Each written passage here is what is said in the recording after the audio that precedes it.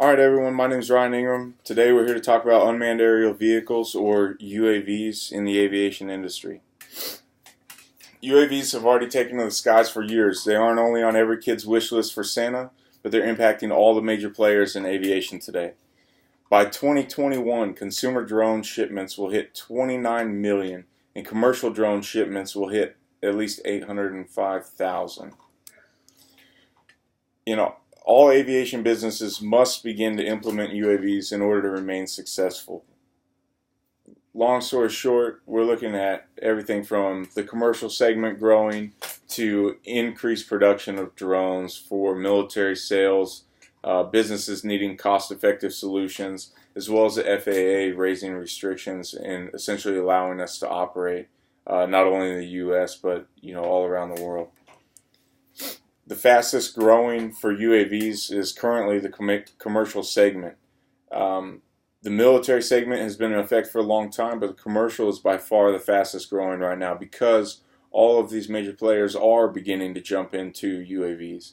That can be from a little bit of everything, from construction for trying to check out structural integrity, mostly large buildings, bridges, railways, things of that nature, even pipelines. To agriculture, where they can be used for crop dusting or a few other things as well. Insurance companies are using UAVs because you can fly around and check out disaster areas and things of that nature, as well as disaster relief. Not to get too far away from the commercial segment, but it can kind of be dual purpose in a lot of those instances. And companies like insurance companies, while using it for their own business benefit, can also use that to kind of give back to the community, which ultimately bolsters their organization as well. Not to mention infrastructure inspections, checking out buildings, things like that, along with construction. They use them as well for inspecting wind turbines and things of that nature. And then, of course, you have things like commercial fishing, where they can go out and actually look for fish and help these commercial companies find schools of fish faster and bring them in and send the boats in the right direction instead of having to sail out there and then use the fish finder. Essentially, they can use a drone for that purpose, as well as things like the Forestry Service. It's already in use by the Border Patrol, by the government, for multiple reasons, but a lot of things for the commercial segment. Increased production of drones is primarily due to the cheaper cost than manned aircraft. They're able to crank them out faster, lower cost, and it essentially makes a very efficient, very reliable, and readily available asset. Whereas when you're talking about manned aviation, it's going to take a long time to have those produced, shipped out, inspected, maintenance times, etc. Oftentimes, drones can even be considered more reliable, and that's just because you are beginning to automate even more of that system, and a lot of those are going to be algorithms and things of that nature, which removes some of the possibility of human error, as well as more capable. There's a lot of things that cannot be replaced with manned aircraft. However, some of the things that do make UAVs more capable are the fact that UAVs are able to stay up for longer amounts of flight time without turnarounds or changing over of pilots, things of that nature. As well as, there's less concerns for the nature of the weather or things of that nature, high risk type flight situations where if you have a man in there, obviously the risk is going to be much higher, and so there's going to be more considerations than there is with a UAV. Military sales, that's always a huge one. The U.S. currently has 11,000 drones in use. 80 countries worldwide use drones. Military sales are a large profit for many companies. When you're talking about 11,000 drones in the U.S. alone, that's a wild number. And it's obviously very widely used.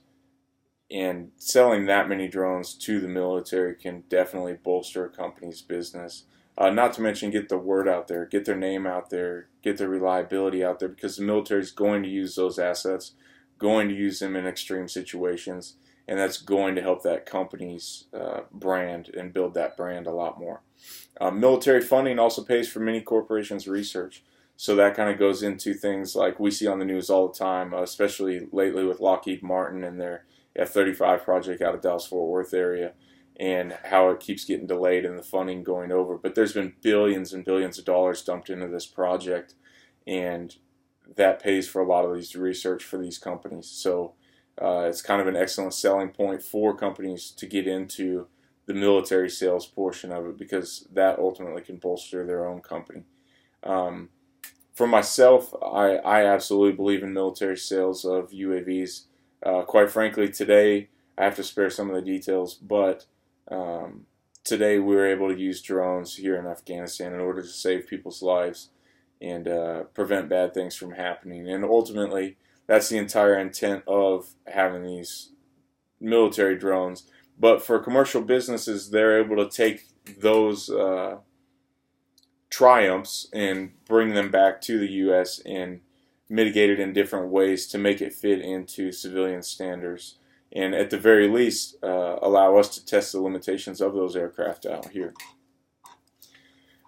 Businesses definitely need cost-effective solutions. Drones are cheaper than manned aircraft. They save time, they save money for manpower, and the data can a lot of times be processed faster because everything's already being pumped down to computers on the ground. They don't have to wait for the aircraft to come back, upload that stuff, and get it out there. The FAA is also raising restrictions. Drones have essentially become too popular to ignore. The corporate licenses are starting to be approved all over the place. I know there's many in North Texas in my area, from the railroad to infrastructure type businesses, construction type businesses, as well as starting to use it for photography and things of that nature, as well as land surveying. So the FAA is reviewing regulations to allow commercial UAV usage. Right now, it's basically the SUAS, the small unmanned aerial systems, but very soon in the near future, it will be the much larger platforms as well, which have a much wider array of capabilities.